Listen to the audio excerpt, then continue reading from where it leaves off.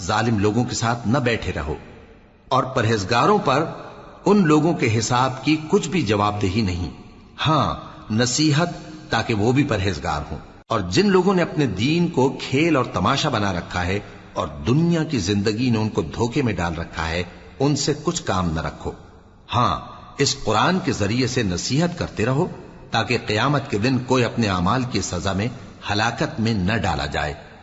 اس روز اللہ کے سوا نہ تو کوئی اس کا دوست ہوگا اور نہ سفارش کرنے والا، اور اگر وہ ہر چیز جو روئے زمین پر ہے بطور معاوضہ دینا چاہے تو وہ اس سے قبول نہ ہو۔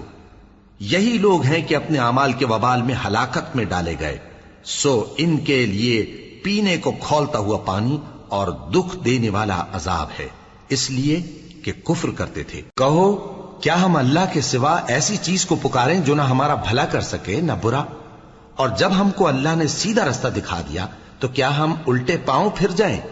پھر تو ہماری ایسی مثال ہو جیسے کسی کو جنات نے جنگل میں بھلا دیا ہو اور وہ حیران ہو رہا ہو، اور اس کے کچھ رفیق ہوں جو اس کو رستے کی طرف بلائیں کہ ہمارے پاس چلا۔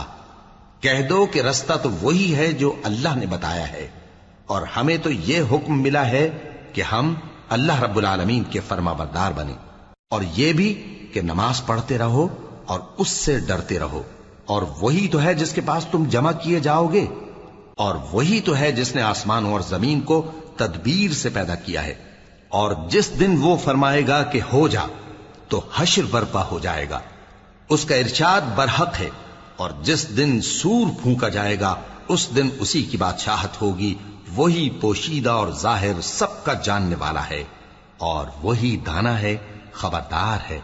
اور وہ وقت بھی یاد کرنے کے لائق ہے جب ابراہیم نے اپنے باپ آزر سے کہا تھا، تم کیا بتوں کو معبود بناتے ہو؟ میں دیکھتا ہوں کہ تم اور تمہاری قوم کھلی گمراہی میں ہو۔ اور ہم اس طرح ابراہیم کو آسمانوں اور زمین کے عجائبات دکھانے لگے تاکہ وہ خوب یقین کرنے والوں میں ہو جائیں۔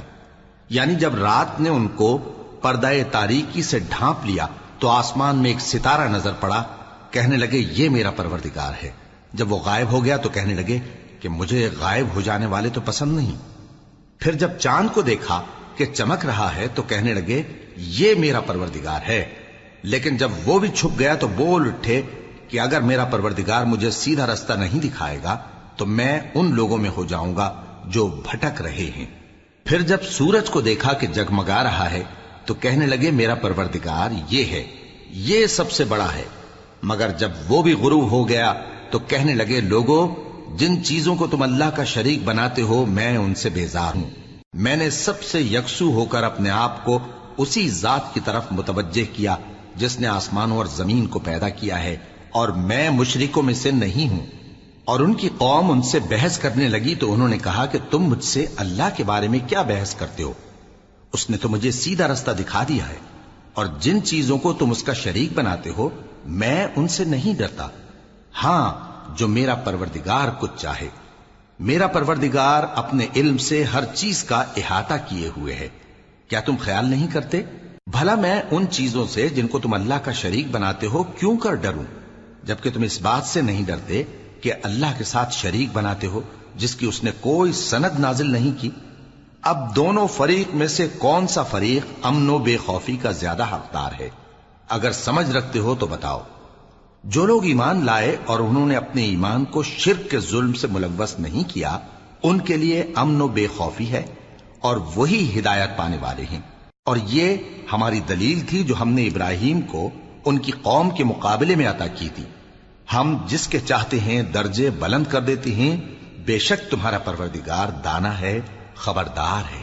اور ہم نے ان کو اسحاق اور یعقوب بخشے اور سب کو ہدایت دی، اور پہلے نوح کو بھی ہدایت دی تھی، اور ان کی اولاد میں سے داؤد اور سلیمان اور ایوب اور یوسف اور موسیٰ اور ہارون کو بھی، اور ہم نیک لوگوں کو ایسا ہی بدلہ دیا کرتے ہیں۔ اور زکریا اور یحییٰ اور عیسیٰ اور الیاس کو بھی، یہ سب نیکوکار تھے، اور اسماعیل اور الیسع اور یونس اور لوط کو بھی، اور ان سب کو دنیا جہاں کے لوگوں پر فضیلت بخشی تھی، اور بعض کو ان کے باپ دادوں اور اولاد اور بھائیوں میں سے بھی، اور ان کو برگزیدہ بھی کیا تھا اور سیدھا رستہ بھی دکھایا تھا۔ یہ اللہ کی ہدایت ہے، اس پر اپنے بندوں میں سے جسے چاہے چلائے۔ اور اگر وہ لوگ شرک کرتے تو جو اعمال وہ کرتے تھے